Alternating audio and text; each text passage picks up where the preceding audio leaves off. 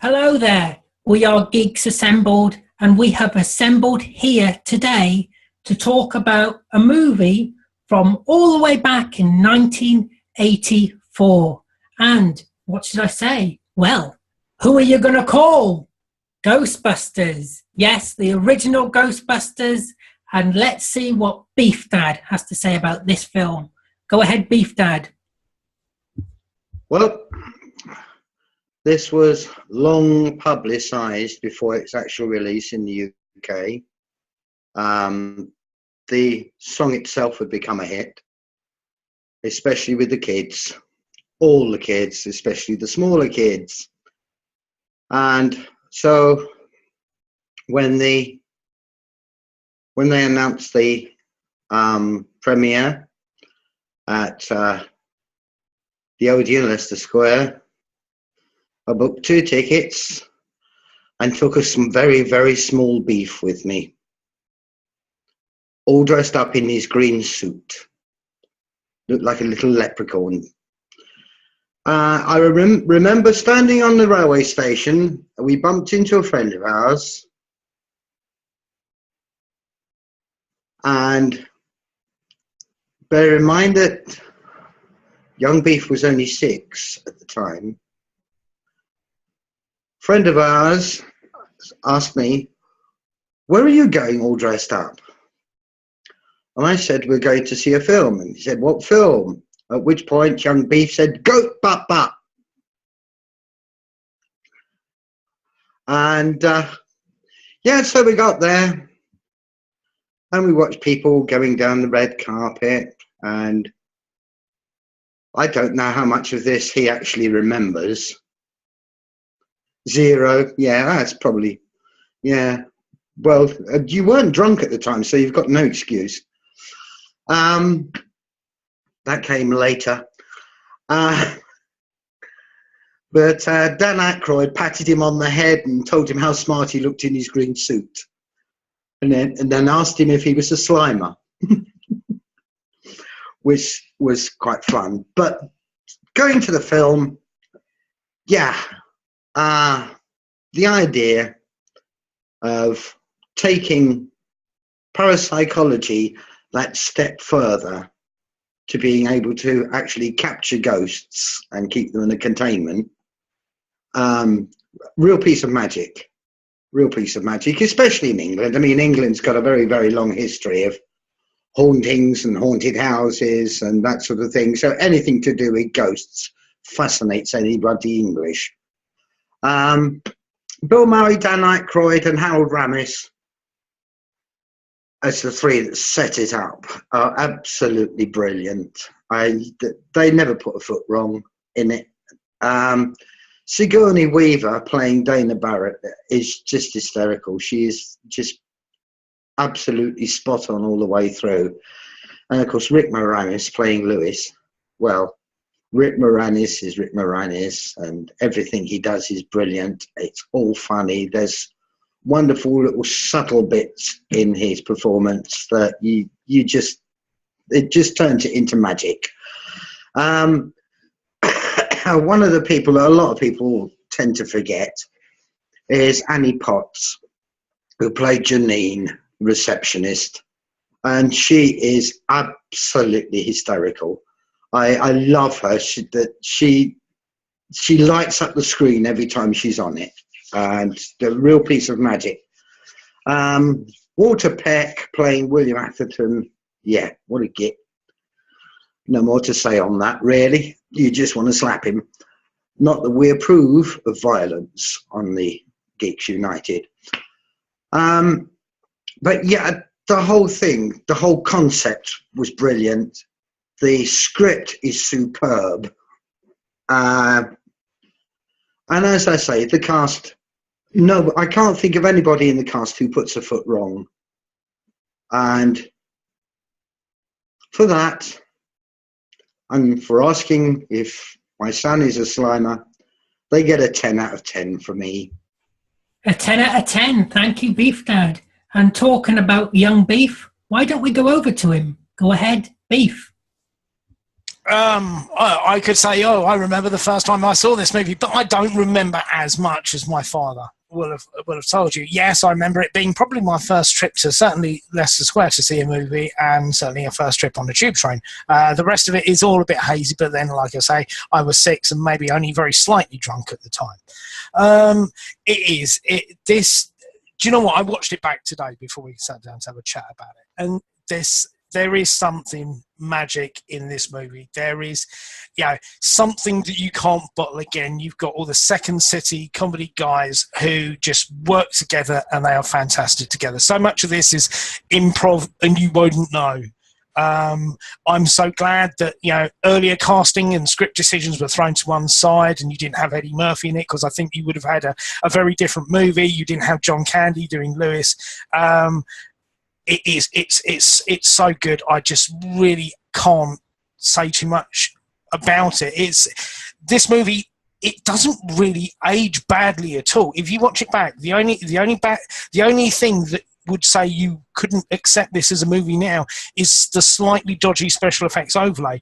The actual main models and everything like that are still come across really well just watching it on the screen. The comedy is top-notch. The story is top-notch. Any film that you could still watch now, and my kids watched it when they were, I think, about a similar sort of age, maybe about 4 or 5, and they went through a phase of watching it every night before they went to sleep. Comedy and horror have always been very closely intertwined. If you go back in history, you've got Abbott and Costello and, Bob Hope. There would always be a tie-in with a horror franchise at some point, a movie, and this works perfectly. The opening scene in the library, for me, is always my favourite, because you do have a real mix of the scary, which then, by the end of it, gets undercut by the comedy. The performances are tremendous. I just can't fault it. I really can't fault it. Any movie where, as well, you can have, casual smoking in it. You can have slightly risque jokes by today's standard, with floating lady ghosts and everything like that. And you can that gets forgotten about now. And I think it's a perfect comedy model of its time. You wouldn't get the same people these days. It's everyone at the top of their game, and it's a pure 10 out of 10. It will and always be, I think, the best out of, certainly the 2 that were made. I wish there had been a third with the original cast, and maybe a passing of the torch movie. I haven't seen the new one, so I can't possibly comment. I will reserve any judgment till I've seen it. I know Tara said she's seen it 4 times. Wow. But it's a 10 out of 10, buddy, all the way. Thank you, Beef. A 10 out of 10. Now, let's go to Connor before he nods off. Go ahead, Connor. Thank I can you. see you nodding off there. I wasn't nodding off. The original 3, Bill Murray, Dan Aykroyd and Howard Ramis, are really great. Such great performances. And then the inclusion of Ernie Hudson as Winston later on in the film. Again, just great overall team, I think. They work together so well for comedic purposes. Sigourney Weaver as Dana, again, great performance. I think overall, actually, without pointing out any specific names, I think the entire cast sort of are really at top-notch sort of level acting as well. Really just great cast overall. The story is really fun. I don't think it takes itself too seriously. There are a few scary bits, but I think, as Beef said, overall it's sort of undercut by the comedy, especially in the hotel scenes, I think. Great story, great cast. I think the only really sort of thing that gets me, I'm not sure, really, probably the CGI, I think. Some bits of it are really quite good, but there are times like when the dog is jumping out of the door from Lewis's apartment. You can clearly see that it's an unfinished sort of canvas where it's just sort of like a grey jumping sort of unfinished thing of the dog. It's not quite as good as, but that's judging by today's standards. I mean, this is 1984. I think for that sort of time, it was quite a good job. Well done. I like the inclusion of sort of the god aspect of it at the end. You know, the final sort of battle, I'll say, with the Stay Puft guy, which is sort of iconic now. Really great sort of scene. Overall, I think, I'll give it a 9 out of 10. A 9 out of 10. Thank you, Connor. Now let's go over to Kevin. What does Kevin have to say?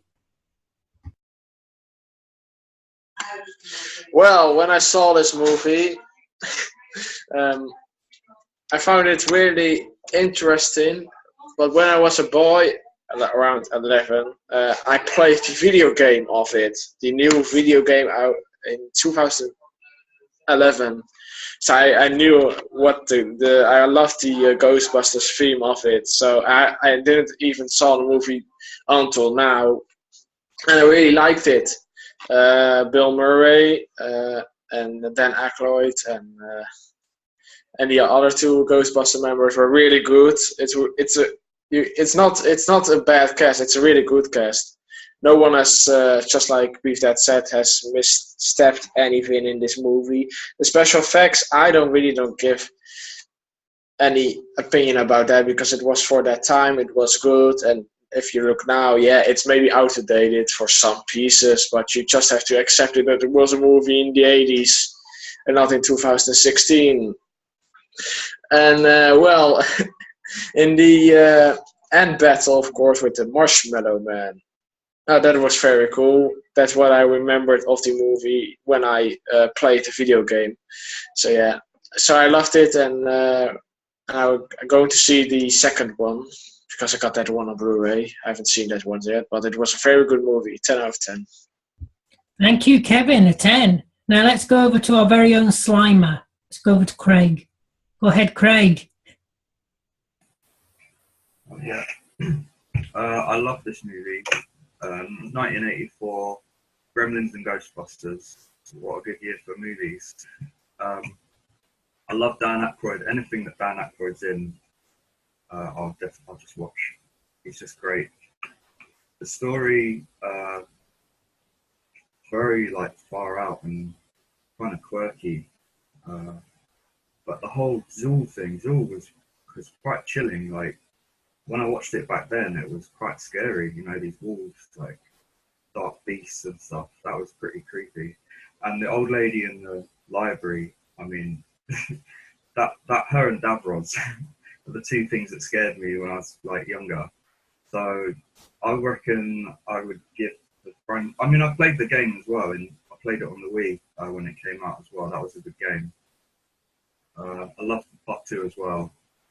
I would give this a 10 out of 10. Thank you, Craig. Now let's go over to Lee. Go ahead, Lee. The summer of 1984. I was just a teenager then, and brings back fond memories sitting in the cinema watching this on its release.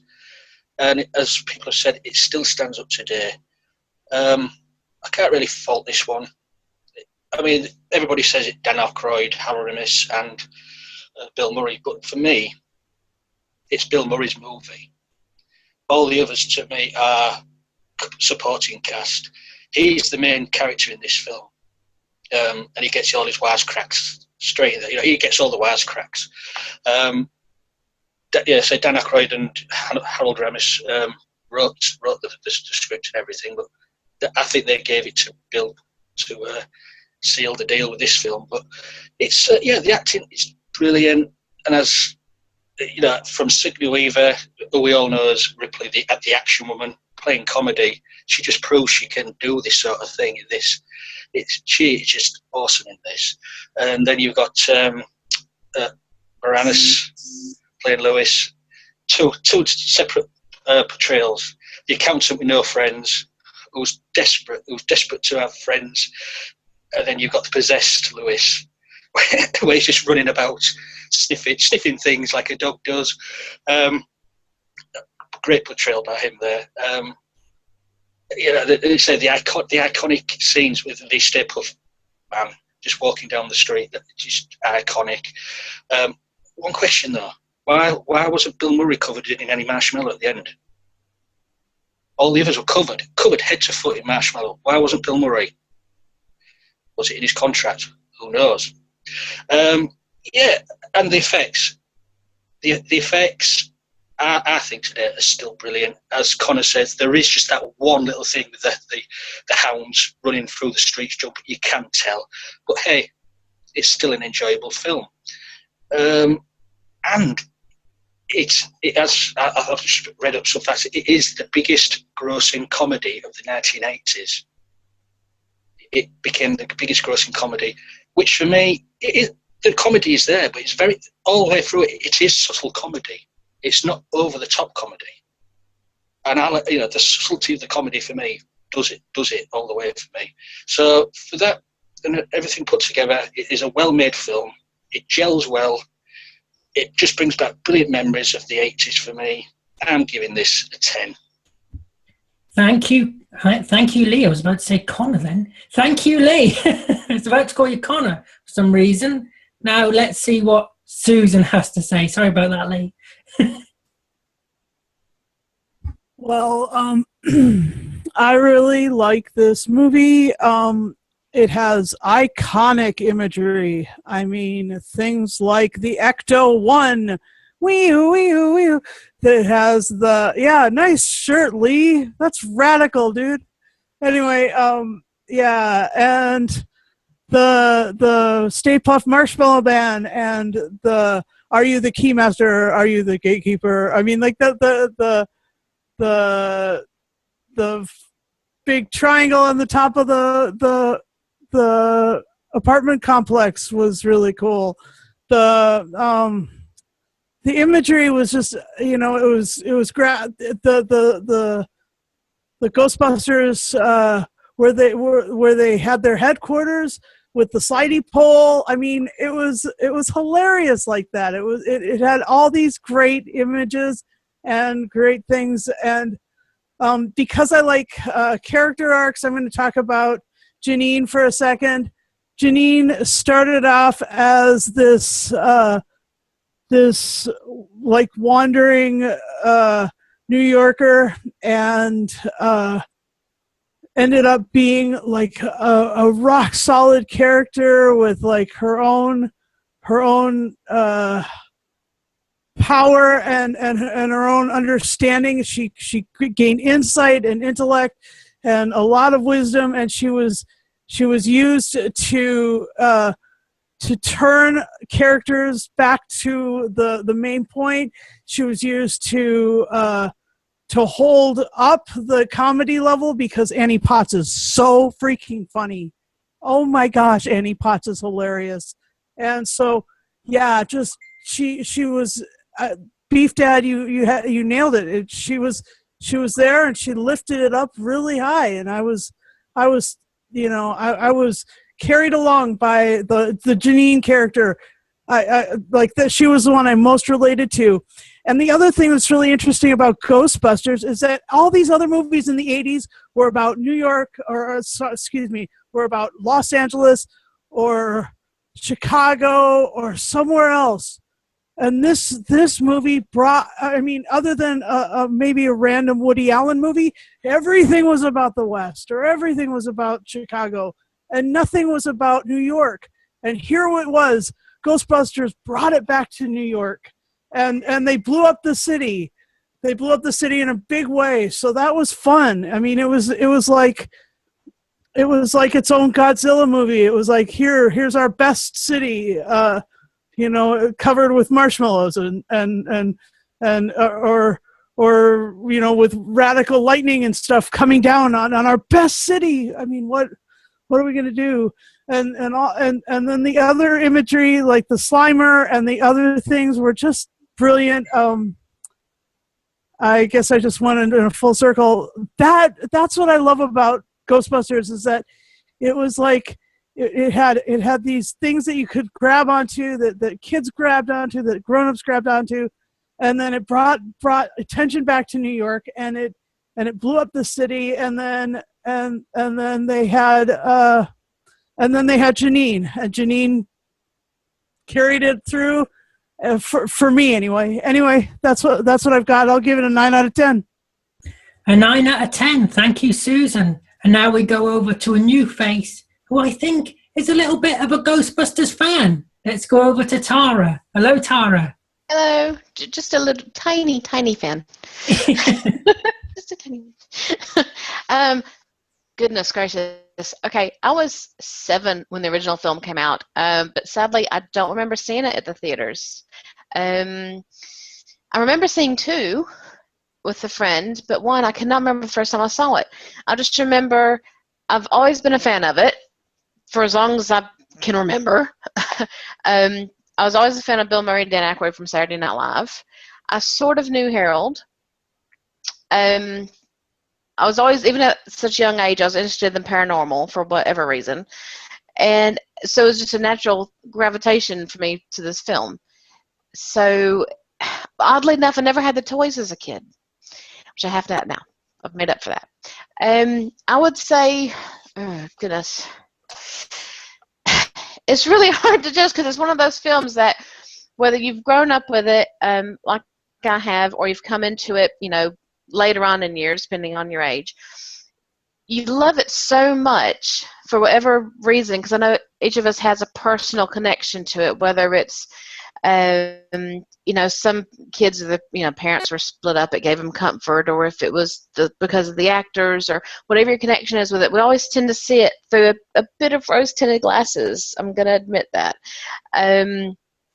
So it's hard really to pinpoint flaws, even though we know they're there, like with the terror dog. I remember reading an interview with Harold Ramis where he said he was telling his daughter, okay, that's not real, when he jumps through the door. That's not real, but that one's in the hallway. That's real, because it was a real prop, and she was confused. So, yeah, the CGI wasn't great, especially to today's standards, but back then it was good. The acting was perfect. The actors themselves just melded together so naturally. I don't know if it's because most of them already knew each other, or if it was the scripting, or just that they're just great people in general. And it just worked. I agree that I don't know how it would have been if it was Eddie Murphy and John Candy, especially that John Candy wanted Lewis to be some big German guy with Rottweilers. I don't know how that would have gone down.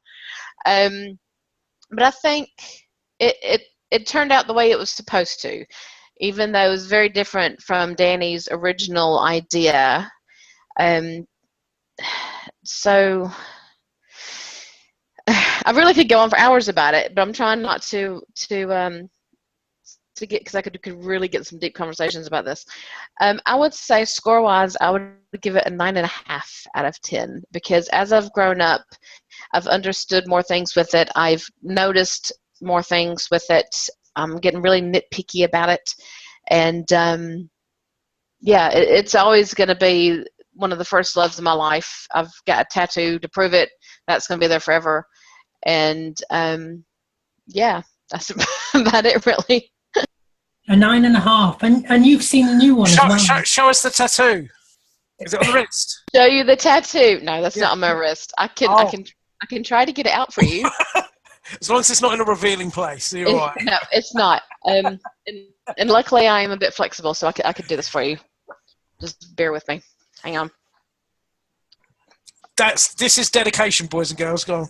And it's got 1984 written under it. That's really cool. I had that done for the 25th anniversary. That's a really good tattoo. Yeah, it's really cool. And you've seen the new film, the video game cover, because I like the shadowing, the 3D effect it had. And you've seen the new film as well, haven't you? You've been 4 times today. What do you think of it? What do you think of the new one compared to this one? Or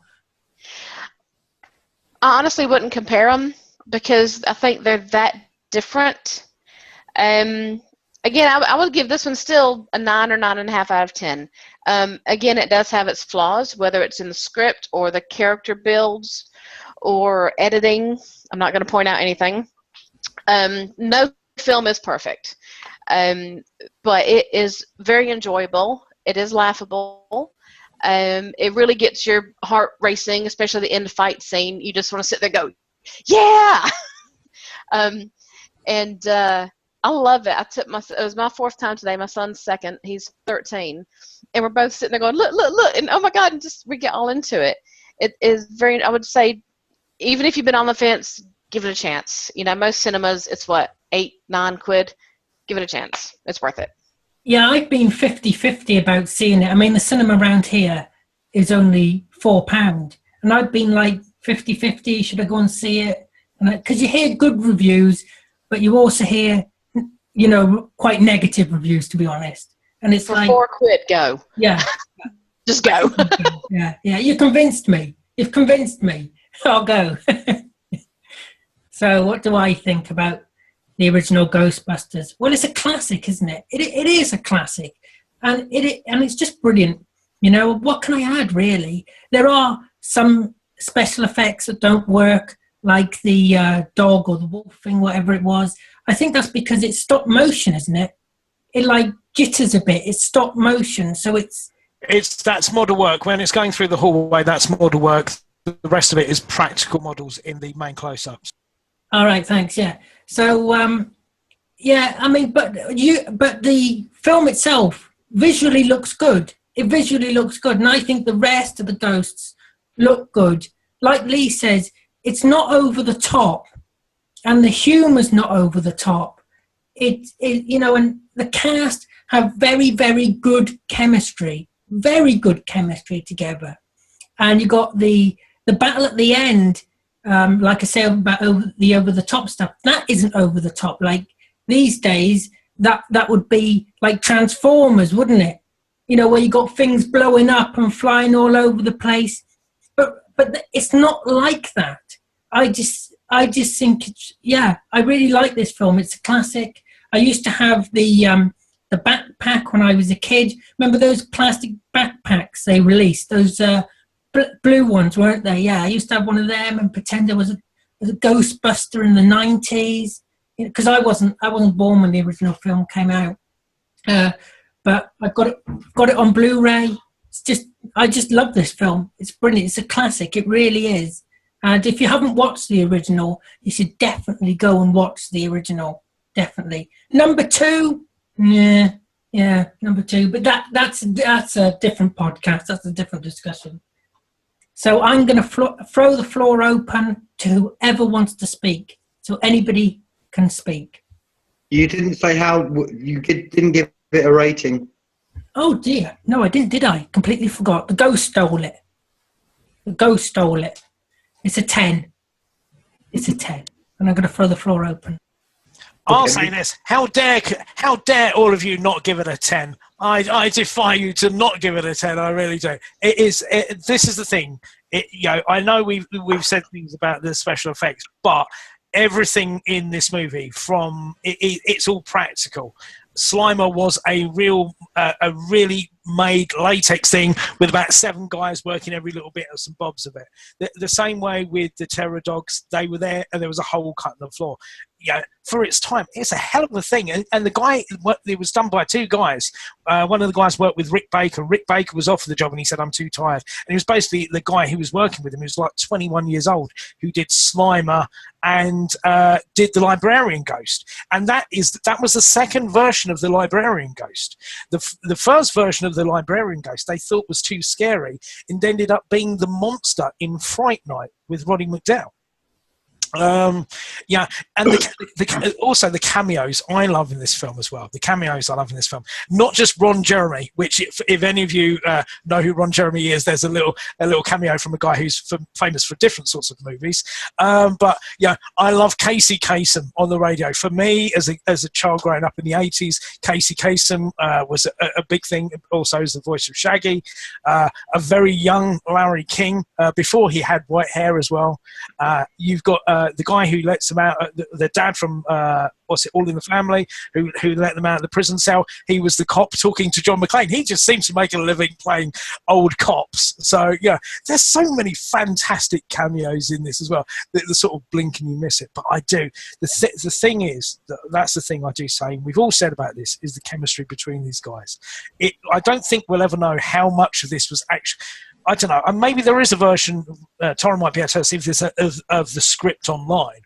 the original draft script for it, but so much of it was improvised. The whole bit at the party where Rick Moranis does that, that's all improvised.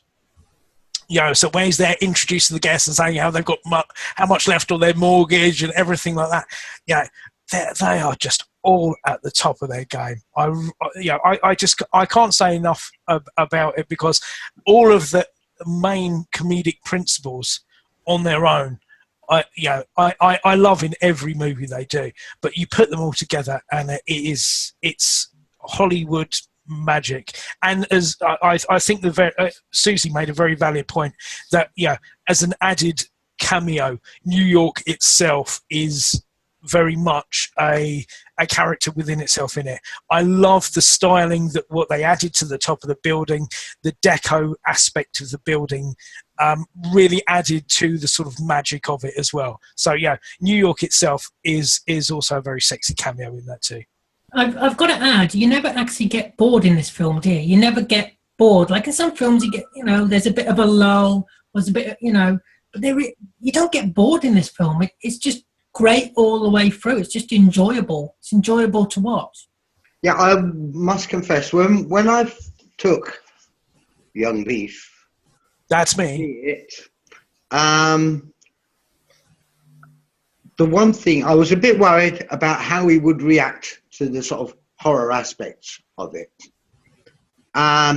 When the librarian ghost turned round, I just went, like that. He laughed. He sat next to me and laughed. And looked at me as if I'd gone raving mad, because it had made me jump. Serial killer in the making. Yes, it's all a bit concerning. I know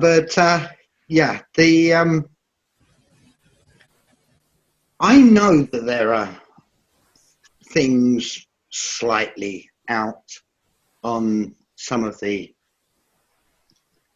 creature effects in this, but nobody has mentioned Zool, and she was absolutely brilliant.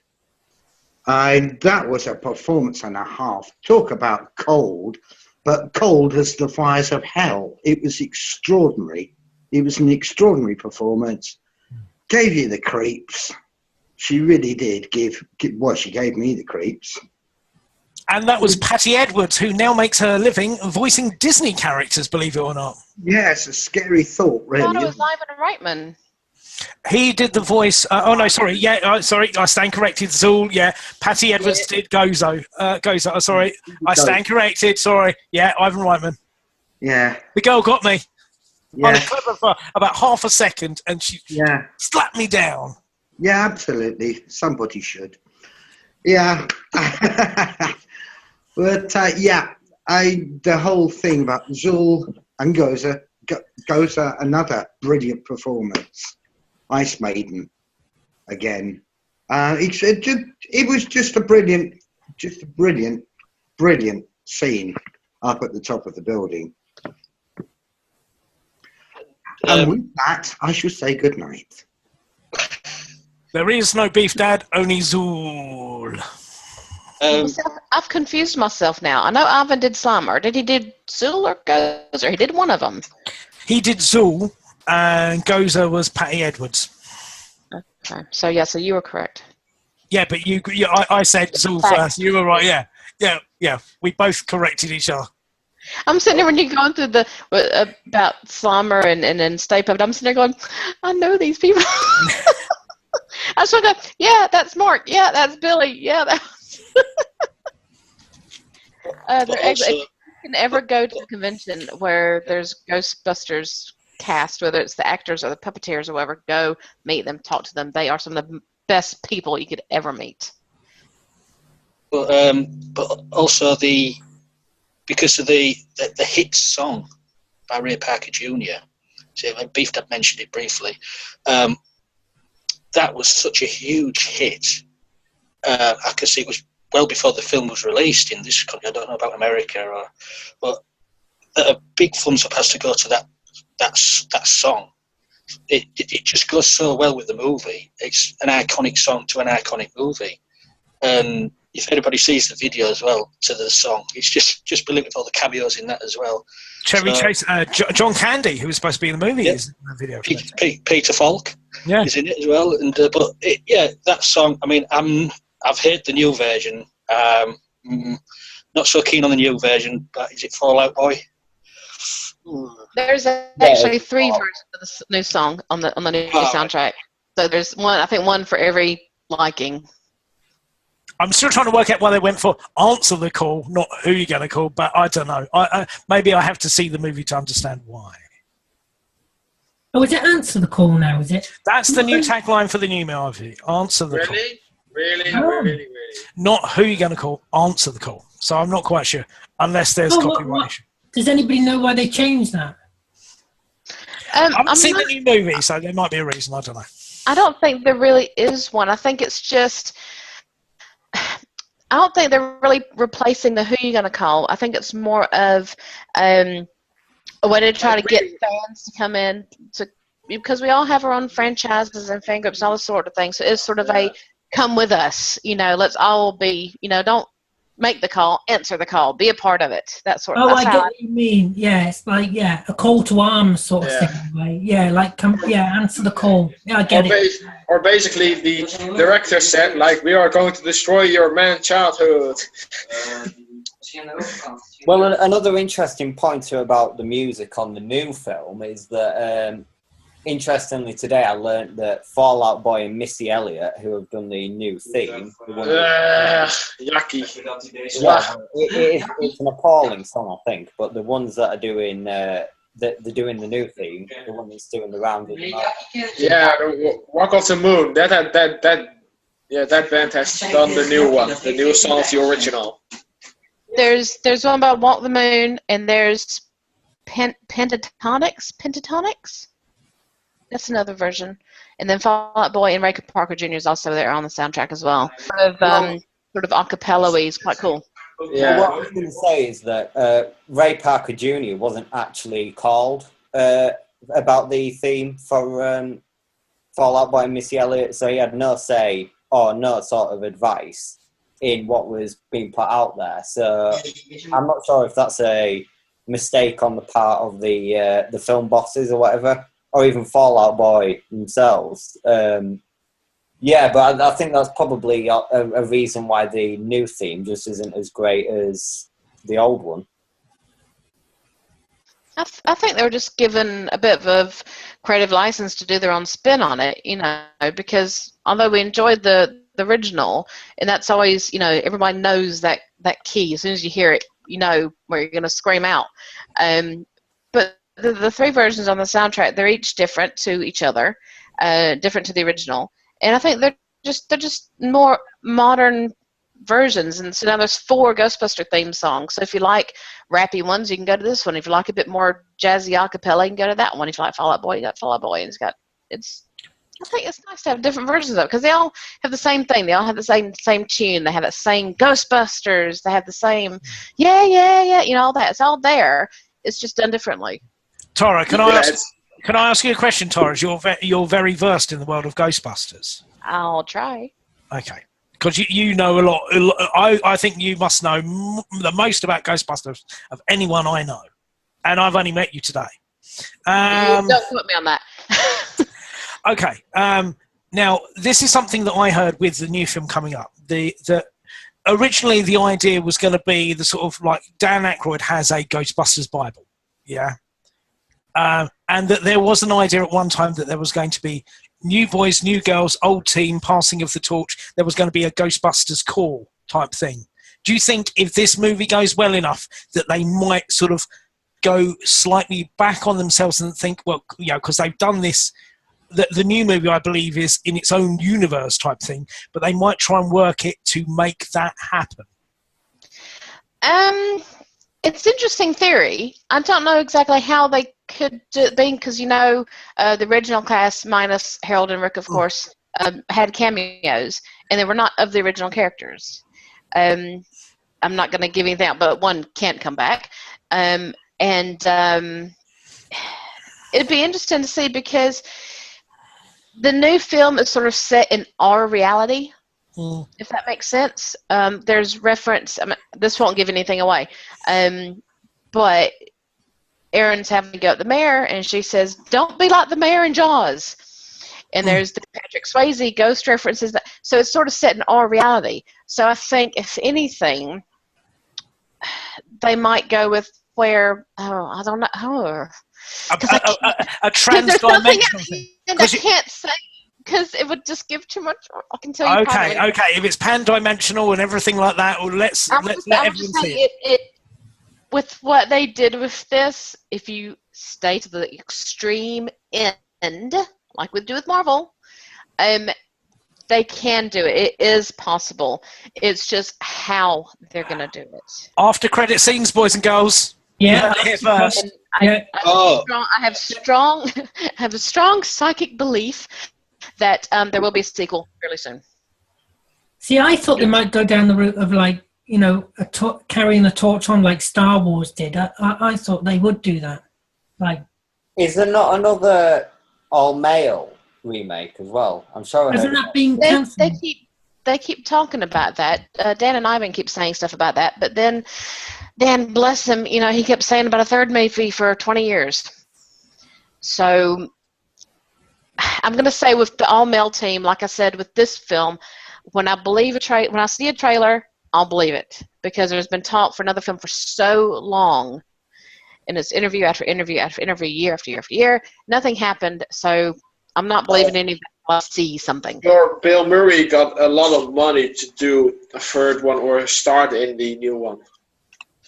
It's just that I remember reading when the female version was announced that there was also plans for another all-male one. It was probably going to be either a direct remake or... There was going to be three. Three, okay. I know they're hoping part of the reason for Ghost Corps is to keep expanding this universe, whether it be cartoons, comic books, to keep going forward from this film or to another spin-off from the originals. That is the prime thing. Whether how much it has to do with how well this film does or not, that's the reason for Ghost Corps. They are going.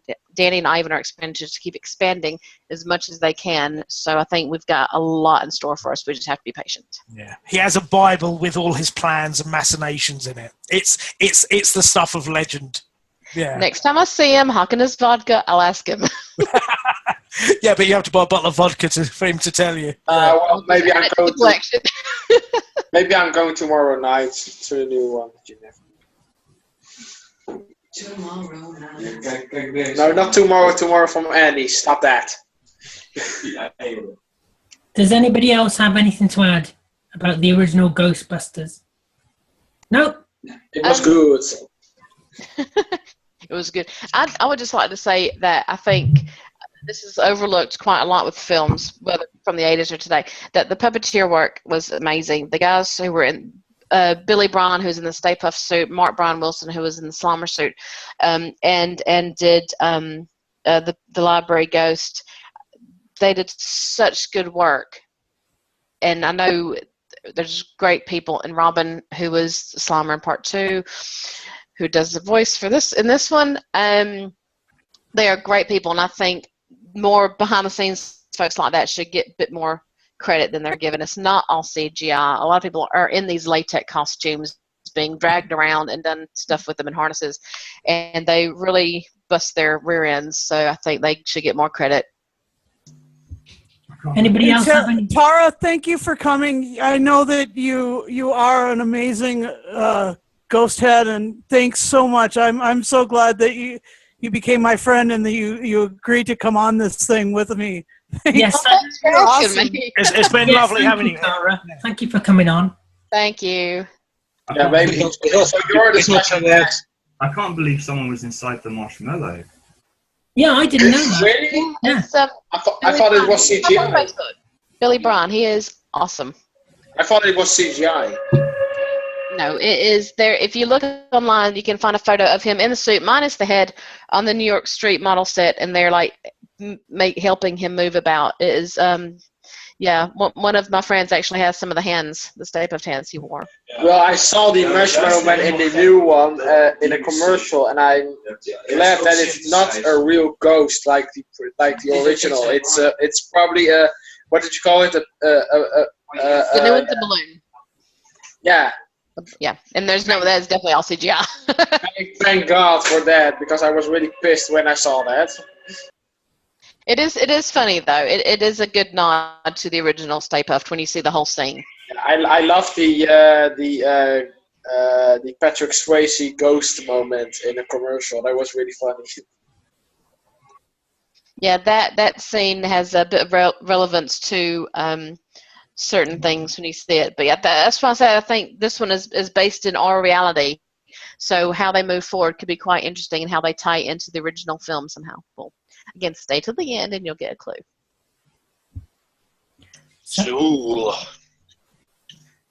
So that's it then. Yep, that's your lot for tonight, folks. I'd like to thank everybody here for joining me, especially Tara. Thank you, Tara. I'd like to thank you for watching. Don't forget to like, subscribe, share and comment. Tell me what you think about this Ghostbusters film, the original. Yes, and as always, look after yourself, take care, keep safe, and we'll see you next time. Ghostbusters. There we go.